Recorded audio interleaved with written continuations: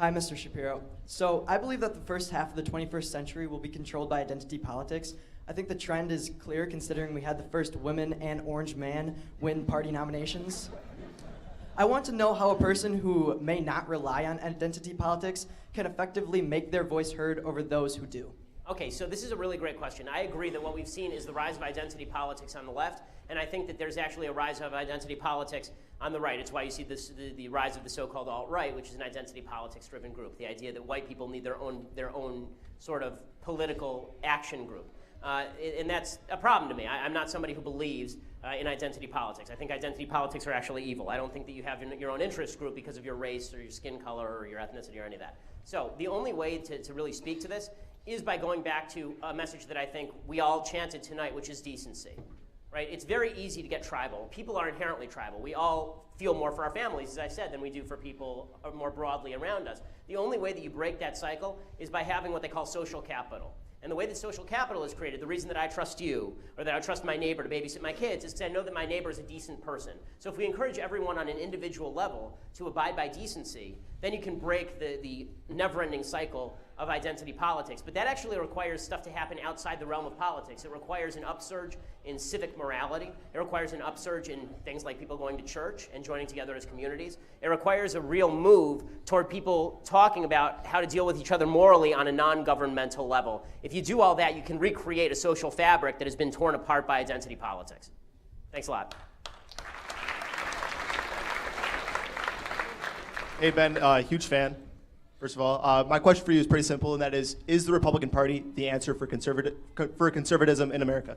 So the Republican Party is just a tool, and as we've seen in this election cycle, it's a tool that's available for anyone to take over, right? So sometimes you're going to get a conservative leading the Republican Party, and sometimes you're going to get an ad hoc nationalist populist leading the Republican Party. It's the obligation of people who are conservative like me to try and fight inside the Republican Party to change the leadership if you don't like the leadership. And talk of third parties, very difficult structurally to put together a third party.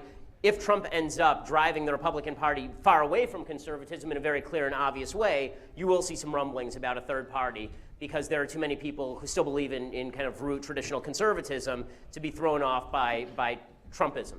So it is the tool right now. Will it always be the tool? Not necessarily. The Whig Party was once the tool, presumably, and that fell away too. So things change.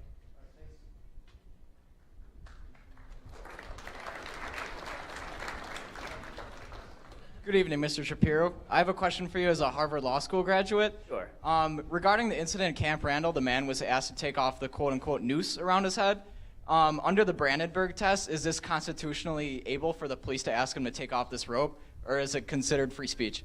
So, I mean, I assume that it's free speech under, the idea that it's not first of all, shouting fire in a crowded theater is based on a case that was Schenck, which has been debunked for 60 years. But yes, I'm not sure what the campus regulations are. There are policies that exist on campus that don't exist anywhere else in American life. And the Supreme Court has approved some of those things because there are time and space constraints. But if it's message specific, then you get into trouble. So it's at the very least, in my legal opinion, it's constitutionally questionable. That doesn't mean that I think it's a great idea or I think that it's a wonderful exercise of freedom of speech, but it is definitely questionable. Anytime there's a free speech question, I tend to lead on the side of free speech. And by the way, folks, if I'm answering to camera, that's only because there are people who are watching on the live stream, and it looks weird if I'm talking out here. So. Mr. Shapiro, thank you for taking a principled stance, criticizing Trump this election cycle. Thank you for introducing me to Harambe memes. Well, bless his memory. Last week, John Oliver used his show as a call to arms to support Planned Parenthood because Republicans have the House, the Senate, the White House. Do you anticipate pushback within the Republican Party if the pro-life movement tries to move forward with its agenda in the next 2 years? I mean, this is a really good question. I'm not sure how committed Donald Trump is to, for example, reversing funding for Planned Parenthood, right? He said early in the primaries that he liked Planned Parenthood. He thought that they did some good work. It'll be interesting to see if he clashes with the new Congress over that, because clearly Paul Ryan and a lot of other members of Congress would like to withdraw federal funding for Planned Parenthood. Obviously, I think that's a good idea. I think abortion is immoral, and the idea that I'm paying for somebody else's baby to be killed seems pretty ridiculous, morally, ethically, legally to me. I think all of it's really dubious. It is definitely questionable. As far as John Oliver, We have a really bad habit in this country of taking everybody seriously if they have a British accent. And that seems to me a bad mistake. We ought to judge John Oliver by the content of his speech, not the quality thereof.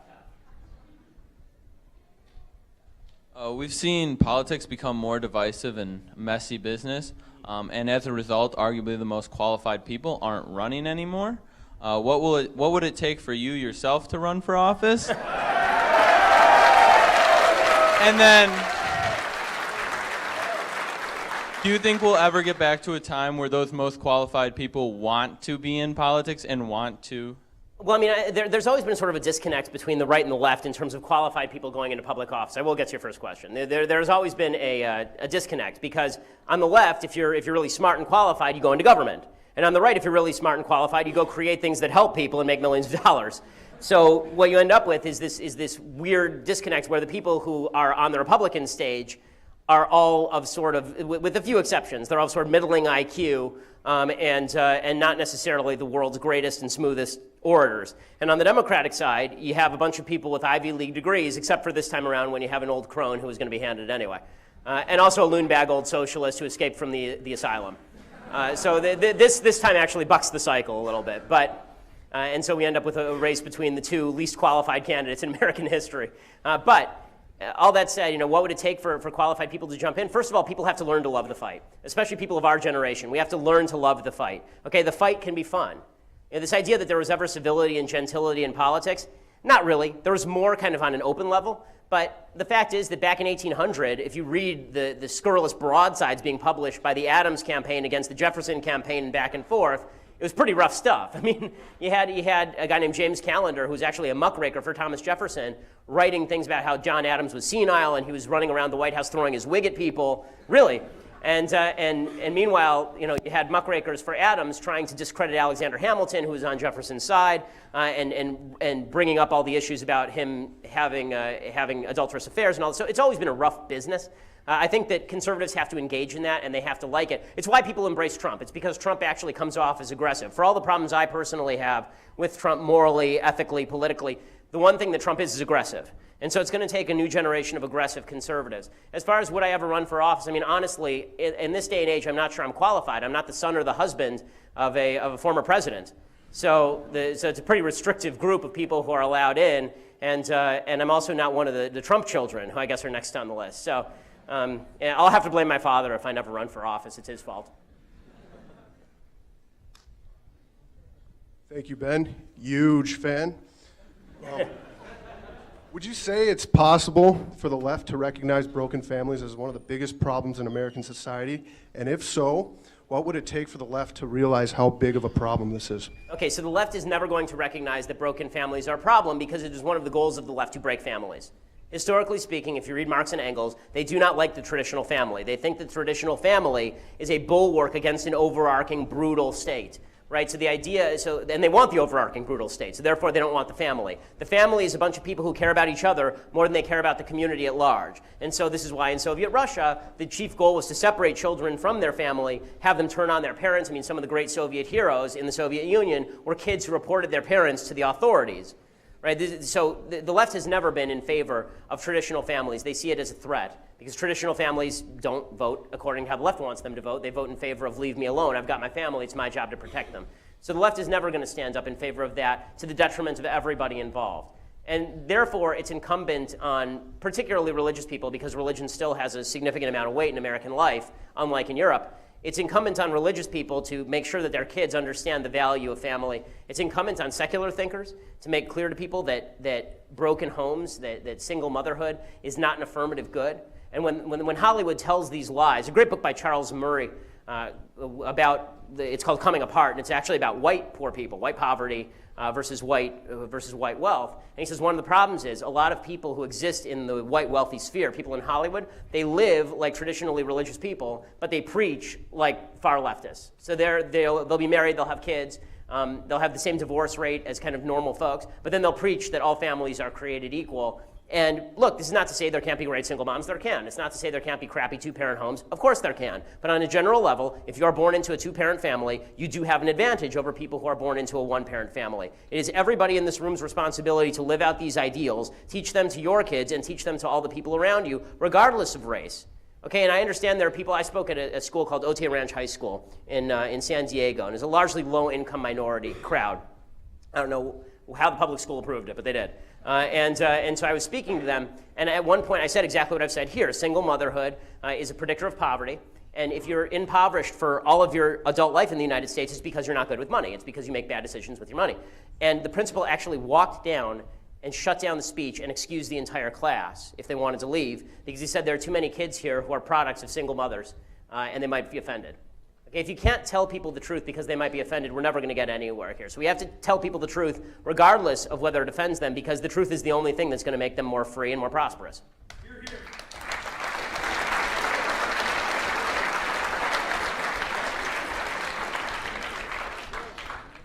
Hi. Howdy. Fact number 1. Transgender is not a disease. This is not my opinion. This is facts from the World Health Organization and the American Psychologists Association. Just like gay people don't have a disease. Fact number 2. Rich kids stay rich, poor kids stay poor. It's not true. Out of 1,800 billionaires in the world, 12 of them are black. Where you come from, where you grow up, how much your parents earn, whether your parents were married plays a major role in determining I know. where Is there a question mark at the end? Fact number 3. I would just like to remind you that hate speech is not free speech. Yes, it is. And my question is, since facts don't care about your feelings, why did you use false facts? Okay, so none of the facts that I used are false. First of all, yes. No, okay, first of all, would you like the answer? Okay, so the 3 facts you mentioned, you talked about transgenderism. First of all, until 5 minutes ago, the DSM specifically defined transgenderism as a disorder. It defined it as gender identity disorder, now calls it gender dysmorphia, which doesn't even make sense. It says that depression is the actual problem, not the actual gender disorder, which again does not explain why the transgender suicide rate is upward of 40%, and the actual suicide rate for the rest of the American population is lower than 3%. Okay, so that's number 1. Number 2, you talked about income inequality, and you suggested that all wealth is inherited. This is nonsense. According to the IRS statistics, if you are born into the bottom 20% of wage earners in the United States, you will not be one of the bottom 20% of wage earners in the United States. 90% of people will not be within 15 years. There's tremendous wage mobility in the United States of America. Plus, there is not a group of people who just sit at the very top and stay there. People move up and down, in and out of the 1%. 1% just defines the line of income. It doesn't define the people who are in that 1% of income. I've been in the 1%. I've been out of the 1%. It will happen to lots of people. People who are older tend to be more likely to be in the 1%. They weren't once in the 1%. What happened? Okay, so that's number 2. Number 3, you say hate speech is not free speech. It depends how you define hate speech. The only speech that is not free speech is speech that overtly defends or pushes violence. Specifically, speech that is generating violence, right? That's the only type of speech that's not hate speech. If I say things you don't like, that's not hate speech. And if you think that it is hate speech, you're a fascist. End of story.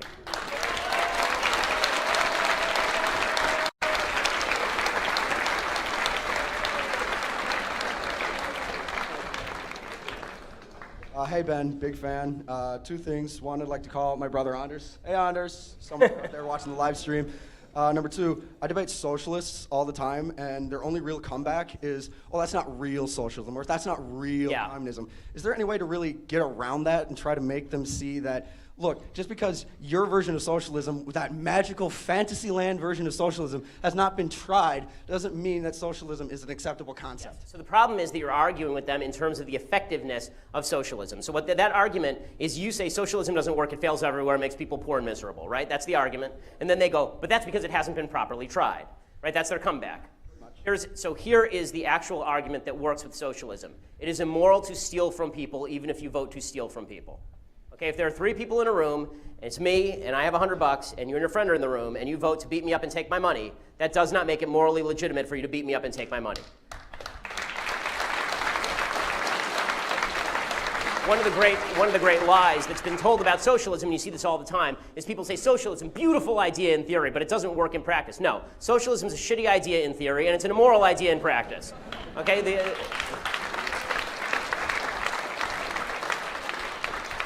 Socialism violates at least 3 of the basic 10 commandments for those who still care. It makes government into God. It suggests that you can steal from people if you vote for it. And it says that it is good to be covetous of your neighbor's ass.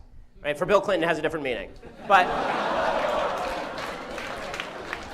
the problem for conservatives is we never actually argue on a moral level. We're constantly arguing on an effective level, on an efficiency level. And that's a problem because the left always argues on the moral level. In the end, they always say, sure, my ideas don't work, but they're fair. They're fair, right? And so what you have to say, the only way to come back to that from that is to say, no, your ideas are not fair, your ideas are theft. Your ideas are theft. You don't get to steal from other people just because you want their stuff. That's the only way to beat that argument. Do it on the moral level. Otherwise, they can always argue, well, it's not perfect. It's not perfect. Okay, there's no way to come back from that because, again, they're operating in unicorn land with gumdrop rainbows and fairy skies. Thanks.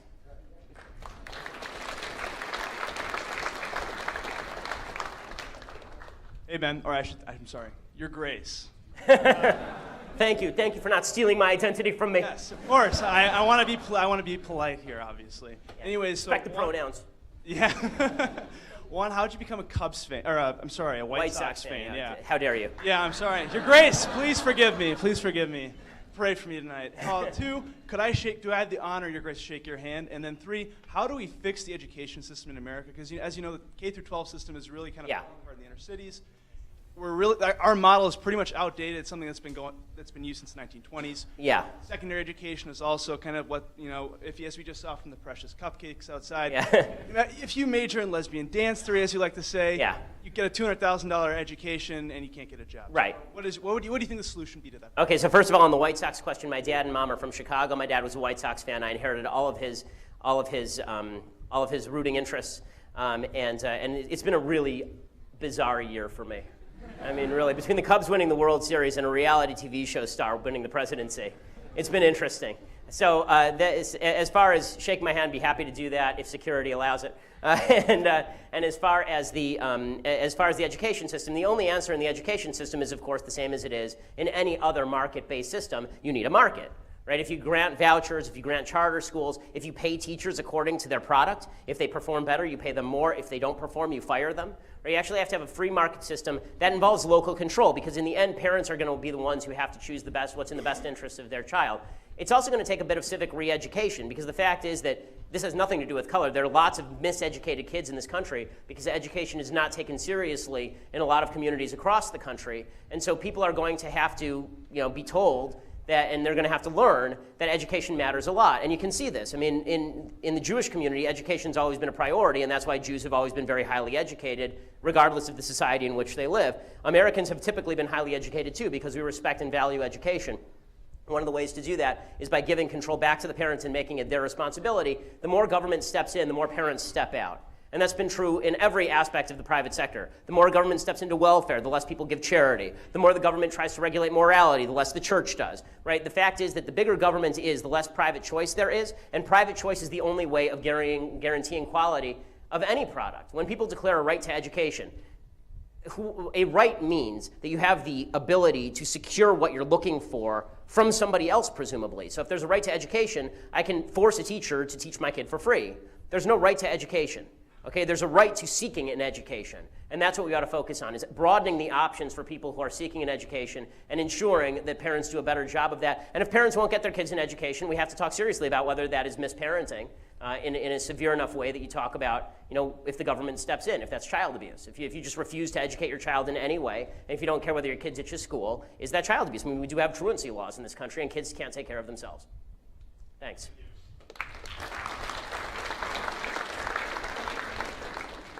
Hi, Ben. Big fan. 2 things. 1, we're trending number 2 on Twitter right now, so that's cool. Oh, that's awesome. All right. My question... Sorry, you're going to get the quick handshaker. Come on in, let's do it real fast. All right, dude. Thank you. I love you. Big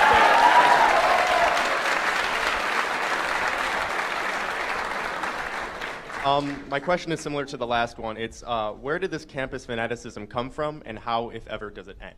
Okay, so the campus madness came about in the 1960s, and what happened is the same thing that happened to the entire 1960s generation, and that is a lot of people came back from World War II, and they said, we are going to protect our kids from all vicissitudes. We just went through the Great Depression and World War II. We are going to make the world safe for our kids. They're never going to have to experience hardship. And they did a wonderful job of that. They made the most prosperous country in world history, the most peaceful country in world history, and their kids grew up in the lap of luxury. And once you grow up in the lap of luxury, young people particularly are always looking for something to push back against. They're always looking for something to fight. And so they decided they had to fight the system. They had to fight injustices in the system. And some of the injustices they identified were real, like racial injustices or injustices based on sexism. And some of them were absolutely false, like the Vietnam War. Right? So the fact is that they were looking for something to rebel against. And the administrators simply let them have their way. The administrators simply said, OK, we'll cave before you, because obviously I think they were taken by surprise. And now those administrators have taken over the universities. Right? Now the kids took over the slots that they once occupied. They occupied the buildings, and then they became the professors. And now you have a self-perpetuating cycle, because in order for anybody in this room to get a doctorate in the social sciences, you personally have to go through the rigors of a leftist professor agreeing with your dissertation, right? So if you write a dissertation on why gun control is a failure, good luck trying to get somebody to sponsor that dissertation. So you've created this cycle. The only way to break that cycle is, once again, more options. And that's why I say that schools like Hillsdale College do a wonderful job, provide a wonderful alternative. The other thing that I say to college students is, in this particular case, you have no choice. And so if you have to play a leftist in order to become a professor, and then you can use your power against the system, do it. Right? So if you have to, when I was at UCLA, I graduated summa cum laude from UCLA and then cum laude from Harvard Law School. I didn't have to do this at Harvard, because Harvard was actually open to this stuff. But at UCLA, I had lots of professors who were very much to the left, and made pretty clear that if you disagreed with them, you were going to get graded down. And so I would always speak up in class, because we had blue books. I don't know if you guys still do blue books, but we had blue books, and you wrote your student ID number on it, not your name. So they had no clue who I was, right? So I would talk in class like the Republican conservative that I am, and then in my blue books, I would write like Bernie Sanders. And it worked beautifully. It worked beautifully. Straight A's from UCLA. And now the wonderful thing is they can't ever call me stupid, because I have degrees from their top institutions. So that's something that you may have to do in a liberal setting if you have no other choice, obviously.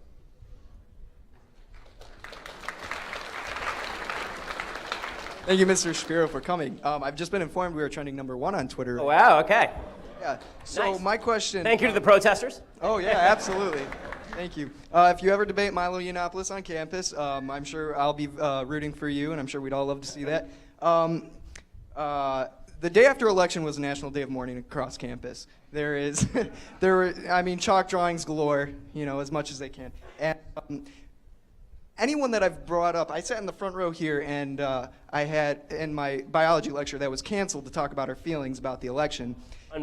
Unbelievable. And one person noticed that I was looking up the Wisconsin, see what happened in Wisconsin after election night, and he said, "You're not going to like the numbers." And I said, "Well, I'm a conservative. I voted for Trump." Like the numbers, yeah. And he got up and he sat 3 rows back. No words against me. But and then he stood up for 15 minutes talking about his feelings.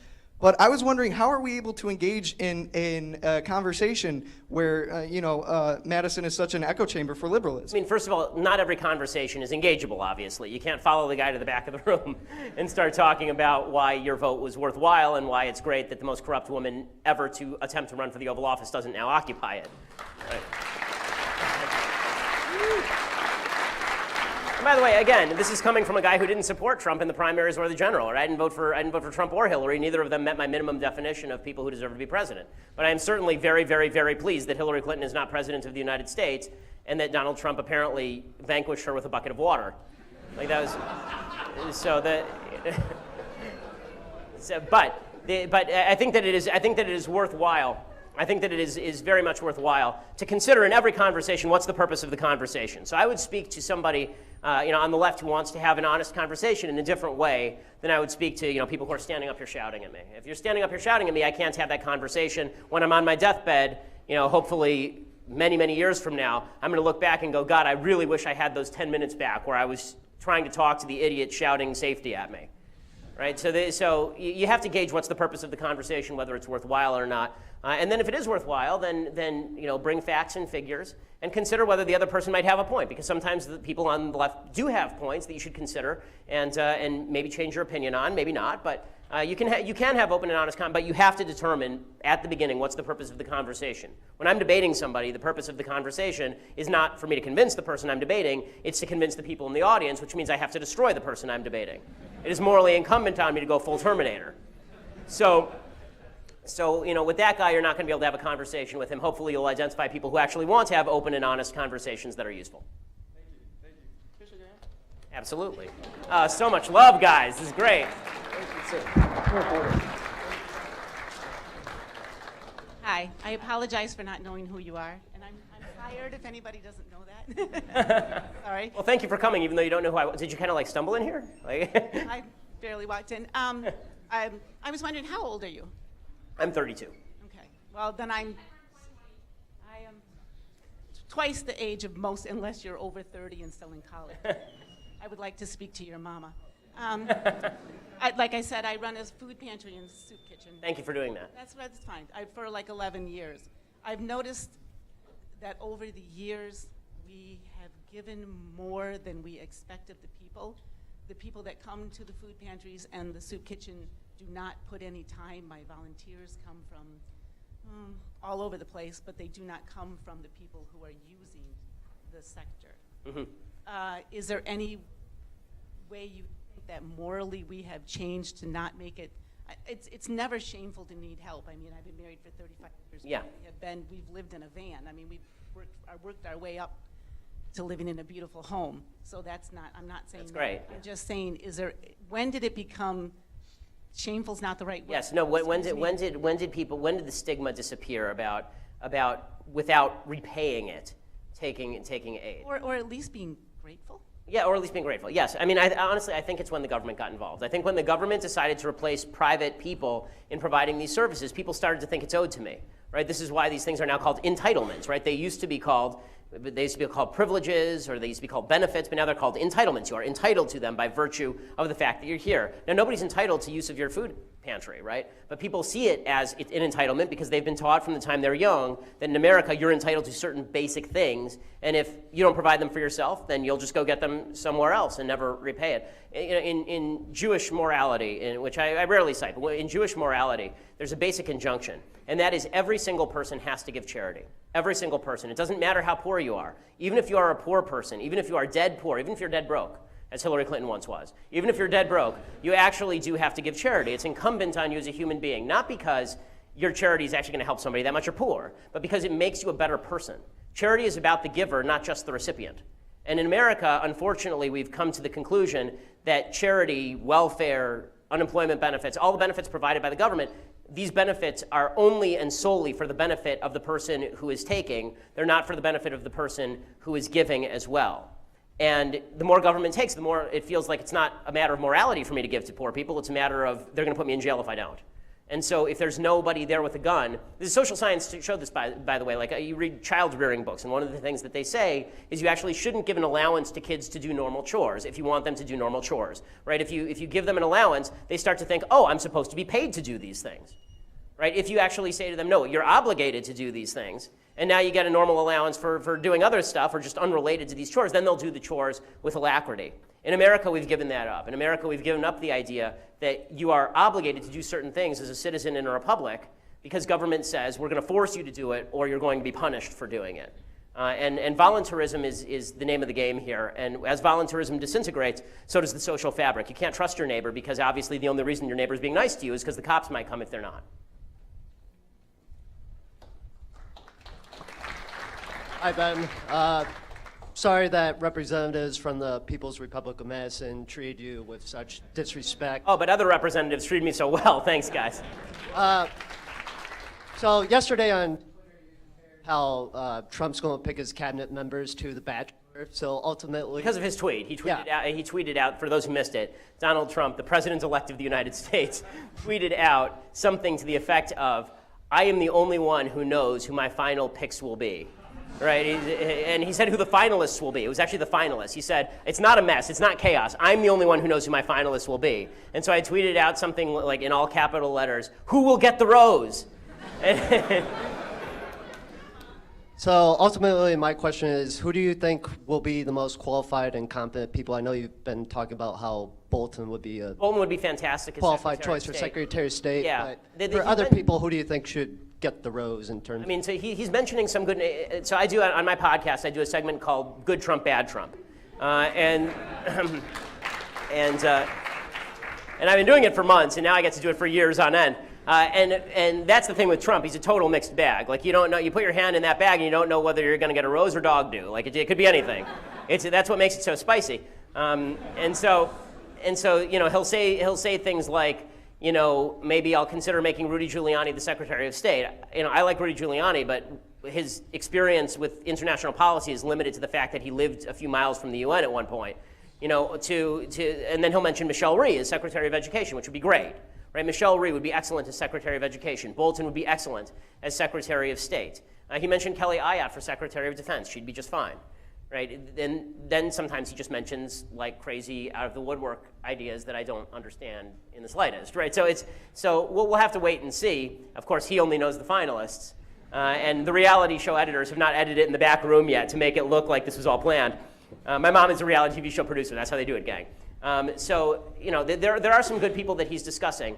As I've said to others, I didn't vote for Trump. I'm still hoping for the best. He's the president-elect of the United States. I would like to see him do all of the things that conservatives want him to do and keep many of the promises that he made. I'd like him to forget about the ones about universal health care at one point and about tariffs and about wanting to go on a honeymoon with Vladimir Putin. But if he can leave those ones behind, then I would like him to give us a good Supreme Court justice. I would like for him to repeal Obamacare. I would like for him to lower taxes. There are lots of good things he can get done. Unfortunately, we're just going to have to wait and see. This is actually the hard point, right? Once we get to January 20th and he takes over, which, by the way, the sight of Obama having to give up for Trump is it's just magnificent. It's just magnificent. And it wouldn't be, I didn't vote for him, and it would be nothing, it's the greatest justice imaginable for Barack Obama, who thinks he's this great God King wisdom figure, this merger between MLK and Jesus. If you saw the pictures of him with Trump in the Oval Office, it's my favorite picture in human history. It's a picture of Trump, and he's giving the Trump finger to the press, right? And then next to him is Barack Obama sitting straight up, looking into the distance. It looks like he's got a ramrod straight up his ass. And you can almost see the steel behind his eyes. It's that far up. But the capper to the photo, it's the greatest thing in the world. The capper to the photo is in the background on Obama's left, is a bust of Abraham Lincoln going like this. And it's just great because it says everything about this election. But the idea that Obama, who considers himself this wonderful guy, but was really just a celebrity, right? He was just a celebrity reality TV star being faced with the actuality that he's going to be replaced by another reality TV star who he was joking about on Jimmy Kimmel like 3 years ago, saying he'll never be president.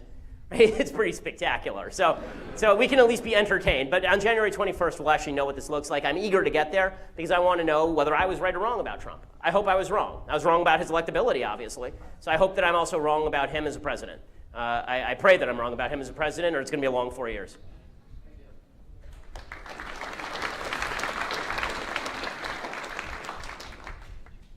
Mr. Shapiro, as you may or may not know, last year, 80 Silicon Valley executives sent a letter to North Carolina expressing their strong discontent for their transgender segregation bathrooms or whatever, basically boys go to boys' bathrooms. Yes. Girls go to, so for those of us that are going into tech or the private industries, how do we push for a global economy, or I guess at this point an American economy that's more conservative and actually has the values that we would like to work for? Yeah, I mean, power and money are the name of the game. And this is why I say you have to make choices knowing the industry that you're going into, how much you're willing to compromise your own values in order to go into that industry and become successful. You know, I'm lucky enough that I get to be in an industry where my legitimate job is just speaking my mind every day, which is a pretty wonderful thing. But most people don't. I mean, my mom works in Hollywood. That means that she doesn't get to talk politics at the office, and it means that she has to kind of keep her mouth shut when it comes to issues like this. In the end, the people who have the money and the firing power are the ones who are going to be able to determine the future. It's also worthwhile noting, by the way, that conservatives ought to start using their marketing power in the way that the left has used their market power. So the left tries to boycott North Carolina, right, as you mentioned, because they don't like the policy. Well, conservatives should boycott those companies, right? But conservatives should say, well, if you're going to discriminate against North Carolina, we're not shopping with you. Right? If you're going to say to Brendan Eich, the CEO of Mozilla Firefox, that he has to be fired because he supports traditional marriage, then we should say, okay, no one's going to download Mozilla Firefox, and you're going to take a hit in your stock price. That's actually happening now with Grubhub, right? The Grubhub CEO said that he was going to discriminate against Trump employees, people who voted for Trump and were employees, and the stock price has dropped like $6 in the last 72 hours. The NFL, I think, is taking a major hit specifically because of this. I think Colin Kaepernick and the Black Lives Matter movement, it's turned off an entire audience. People who used to think, it's a Sunday, I'm just going to turn on the TV and watch a football game. They think I don't want to lecture on how America's racist and awful, or Bob Costa's telling me about gun control. Screw it. I'll just watch a rerun of the Dick Van Dyke Show or something. So Americans, conservatives need to start using their power in the market as well.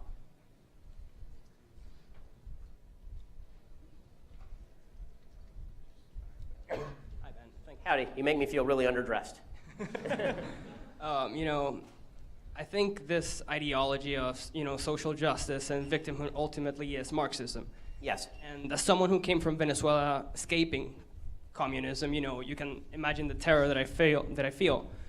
When I see the state of the media and academia, and given the Democratic nomination, also politics. So my question to you is, why does Marxism refuse to die? Marxism refuses to die because Marxism gives people a utopia to live for. There's a great book called Secondhand Time that I'm reading right now, which is kind of an oral history of the Soviet Union. It's from all these people who were, it just won the Nobel Prize in Literature in 2015. Great book. I highly recommend it. And it's all these people who lived through the Soviet Union and then the fall of the Soviet Union, and all these people who were really excited when the Soviet Union fell, but now it's been replaced by Putin's Russia, and they're nostalgic for the Soviet Union again. They want Stalin back. Stalin shirts are still selling out in Russia, where people's ancestors were being murdered. And there's a book by Daniel Yergin and Joseph Stanislaw called The Commanding Heights. It came out in 1999. And what they said is by the end of the decade of the 90s, capitalism had defeated communism. But they said communism will come back, socialism will come back. And the reason is because in the 1930s, look at the Spanish Civil War, people were dying from the communist side. In the Spanish Civil War, it was communist versus fascist. People on the communist side were dying with the words, this was the rumor anyway, Stalin on their lips. Nobody dies with the words free markets on their lips. Nobody dies with the words nice house on their lips. And the fact is that because American conservatives have not pitched our case in terms of morality and decency and what's right and wrong and what's good and bad, we've instead pitched our case in terms of, look, here's some nice stuff. That's not a winning message. George Orwell wrote a fantastic essay. You should go back and look it up. It's the single best political essay ever written. 1940, he writes about why does Adolf Hitler's Germany rise? Why are young people signing up for Nazism when it clearly is such a flawed philosophy, deeply evil, guaranteeing blood and pain, right? And what he says is, what we here in the West don't understand is that nice houses and decent cars and enough food to eat, all of that's nice enough, but there's still a yearning in the human soul for something more. There's a yearning in the human soul for flag flying, and there's a yearning in the human soul for the sound of guns, right? I mean, there's a yearning in the human soul to fight for something, to make your life matter. Now, as religion declines in the West, and this has been one of the major factors, people don't find their meaning anymore in the idea that I am doing something good on behalf of my fellow man. Instead, they say, I need a utopia to belong to. I need a communal cause to identify with. That's why you see people marching in the streets. That's why you wouldn't see one of these kids who's doing this before stand up and do this by himself, right? You need a bunch of people to do it together. It's important because now you're part of something larger and you're brave and you're special. Right? You wouldn't do it as an individual. As an individual, you could actually have a conversation. But you're virtuous by membership in this clique. So the reason communism will rise again and is rising again and Marxism is rising again is because it says we're more moral, we will provide a utopia, and you can be part of building that utopia no matter how miserable you are. It doesn't matter if we dragged your parents off and killed them in the gulags. All that matters is that you were part of something great, that you were part of something wonderful. Right? And that's not what America is. America says it's your job to be a wonderful person. It's your job to take care of your family. You want to make America great again, okay? The way to do that is by making yourself and your family great again. The way to do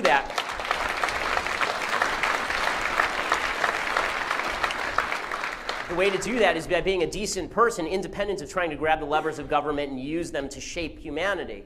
That's what the founders thought making America great in the first place was all about. But we have to make that moral argument. We can never stop making that moral argument. And the more we make the argument that our policies just make you richer, people don't care. People don't care, especially in a rich country. In a poor country, people care.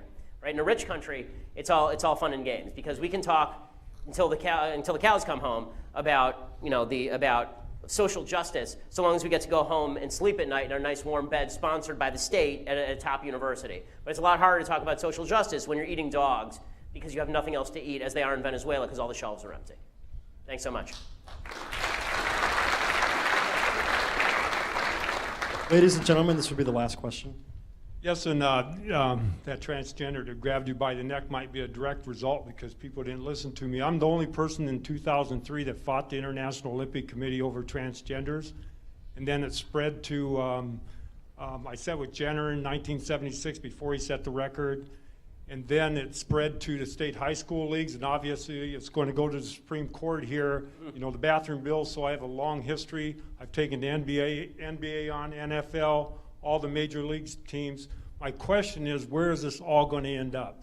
Well, I mean, the left always needs a new civil rights movement because all of them remember when they were actually in the right on civil rights in the 1960s. So they're constantly comparing everything to civil rights.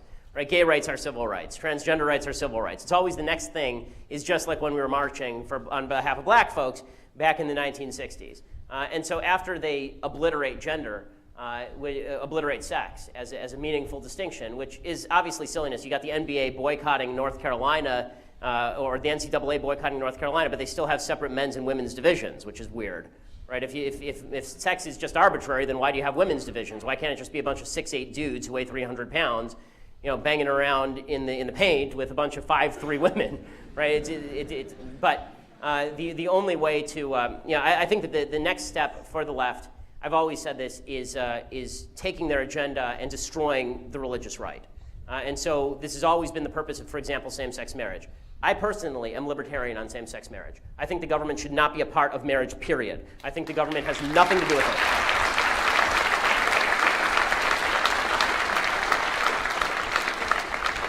And that's not because I'm morally for same-sex marriage. I'm not. I don't think that homosexuality is I'm a religious person. As a religious Jew, I believe there's such thing as sinful and not sinful. That doesn't mean that's public policy, right? Public policy is different than that.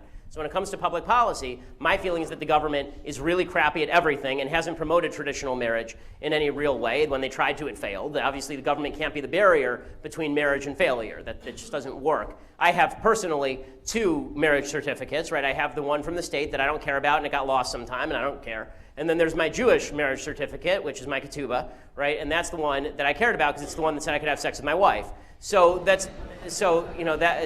And for religious people, by the way, that's how this works. If you go to the state and get your marriage license, that doesn't mean a lot unless you have a pastor, give the go-ahead. So the reality is that the state really has nothing to do with the marital institution. The only reason the state ever got involved was supposedly to promote procreation. The state has failed dramatically. So I want the state out of that entirely. But what the left is going to do is they're going to use the government-imposed same-sex marriage rulings in order to break every church in America. They're going to take schools, religious schools, and they're going to shut them down if they don't respect same-sex marriage. They're going to say if you don't educate your kids about the wonders of same-sex marriage, then you are discriminating against gay people and maybe against your own kid because you never know, they could be gay.